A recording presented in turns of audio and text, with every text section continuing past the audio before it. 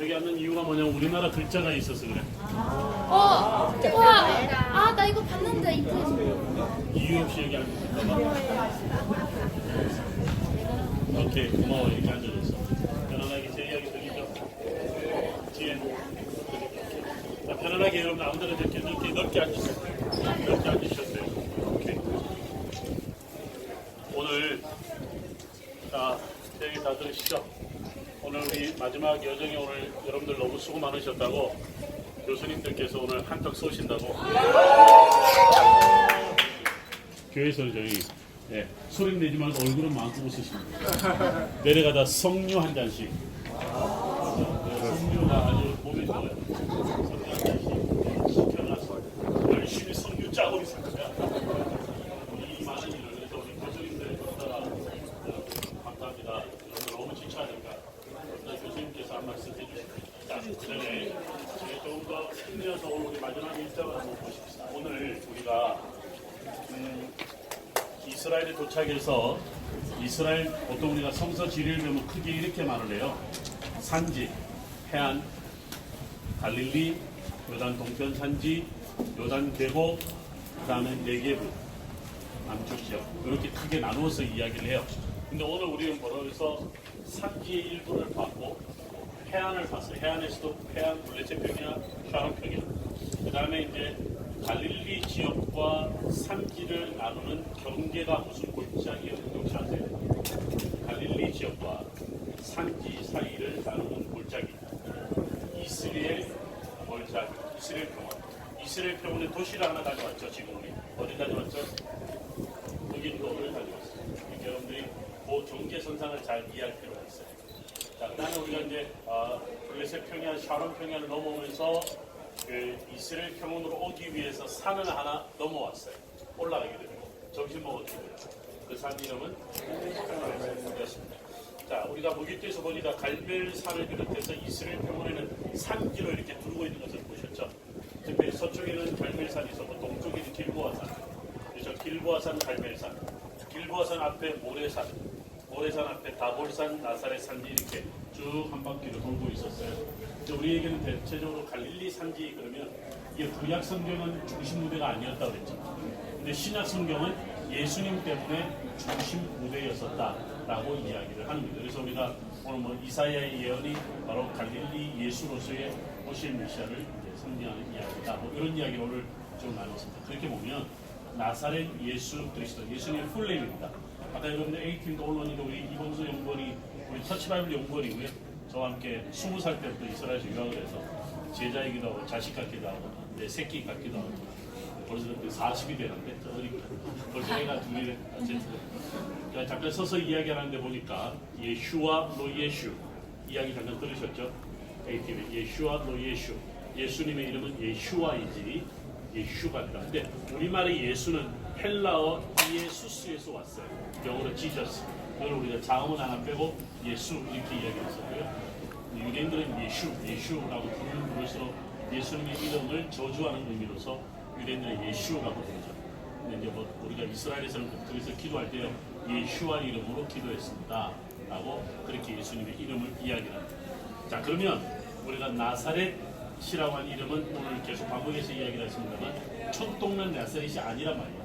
바로 구약 성경 특히 이사야서 11장 1절에서 말하는 오실 메시아를 상징하는 심볼이었다라고 이야기를 했어요. 그래서 예수님의 풀네임은 뭐냐면 우리가 보통 히브리말로 아까 잠깐 적어놨습니다만 예슈와 하노츠리 오베멜렉 하예후딤이라고 아까 우리 영어로 그렇게 해놨었죠. 바로 예수님의 풀네임을 아까 열쇠동 아저씨가 맨날 전도한다. 잘 아는 아저씨거든요. 그 옆에 거기서 그게 아까 뭐 마신다고 그랬어요? 자, 이 교회가 무슨 교회냐면 나사렛에 있는 마리아 수태보지 교회인데요. 이스라엘의 가장 큰 교회, 카톨릭 성당입니다. 우리가 가지는 교회들이 내일 또 많이 가보겠지만 100% 카톨릭 성당입니다. 왜 카톨릭 성당을 갈까요? 라고 할 때 시비 걸지 말고 이유는 이겁니다. 가톨릭 성당을 방문해서 교회 이름을 들으려고 하는 건 아니고 가톨릭 성당을 가는 이유가 여기가 지금도 1000년 전에 십자군 시대 교회가 있었고 또 그 전보대 지금도 1700년 전에 비잔틴 시대 교회가 있었다. 그러니까 연대적으로 이렇게 보십시다. 구약 위에 신약 성서 위에 비잔틴 시대, 비잔틴 위에 초기 무슬림이라고 하는 것이 바로 638년에 무슬림들이 예루살렘을 점령하면서 여러분들 왜 솔로몬 성전이 있었던 그곳에 창급 도움을 이 사람들이 만들어요. 그러면서 언제까지 이어지냐면 1087년 십자군이 들어올 때까지 이 사람들이 초기 무슬림 시대입니다. 그리고 난 다음에 십자군이 들어오고 십자군이 100년 다스리다가 쫓겨나요. 그리고 나서 그 유명한 살라흐딘이라고 하는 사람이 들어오면서 아유비드 왕조라는 게 들어와요. 그러면서 후기 무슬림 시대가 돼요.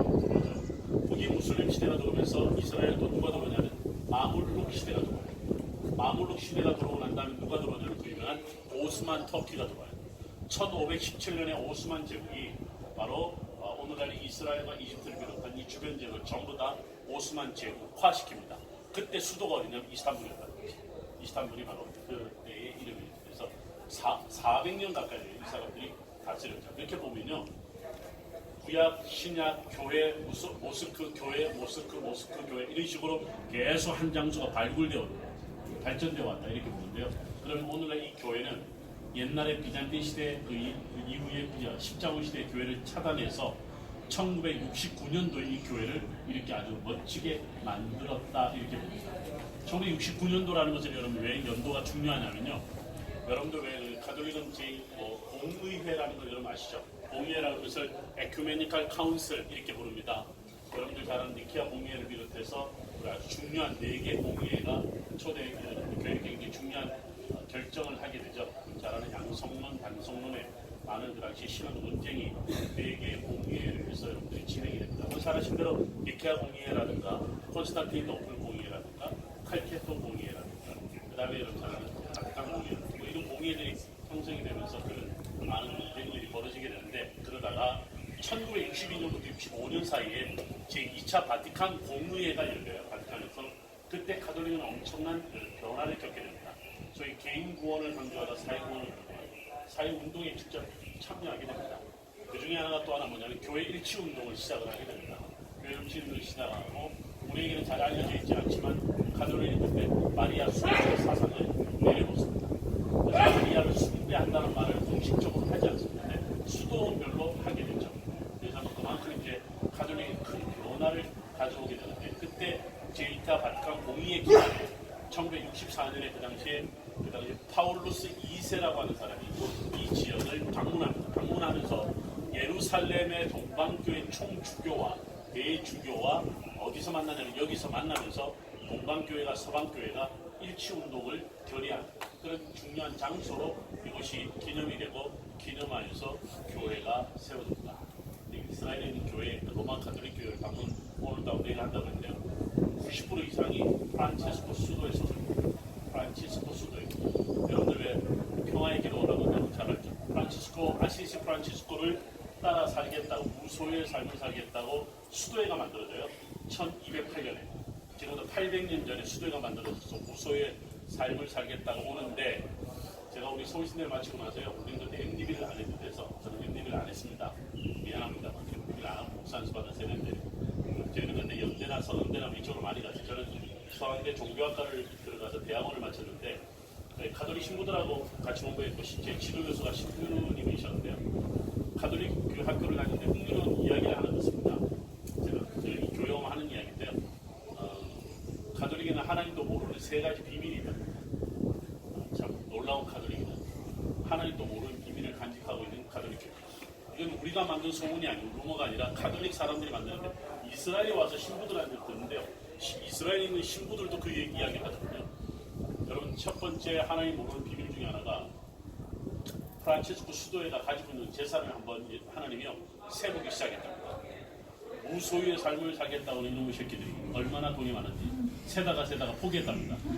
너무 많아서. 실제로 이스라엘의 주요 금사라기당은요 로마 카톨릭 처치 중에서 프란체스코 다 가지고 있습니다. 우리가 방문하는 게 90%가 프란체스코 수도예요. 옛날 서양대 다닐 때 오늘 지르교수가 열받아서 한번 수업 시간에 막 화를 내시는 거예요. 왜 그러냐니까 자기 친구 놈새끼가 방배동 주입신문데 강론 시간에 그리고 막 설교 시간에 저는 월급을 23만 원 받습니다. 이랬다는 거지.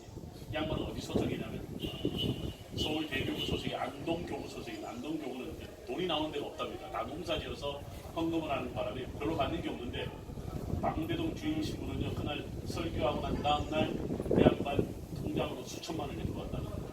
네. 강남이니까. 네. 그러면서 씩씩거리면서 지가 23만 원을 받아 다 벽에 두고 재워주고 빨래까지 해주는데 지가 사실은 23만 원도 필요 없는데 뭐가 지가 돈이 필요하다고 씩씩거리는 우리 지도 신부님이 아주 생각이 하시더라는데요. 가톨릭은 그만큼 돈이 많다는 얘기예요.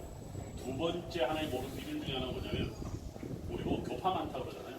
하나님 하루는 앉아서 수도원을 셌다. 몇 개나 있는데 수도원 숫자를 알 수가 없고 정도로 수도원이 엄청나게 많습니다.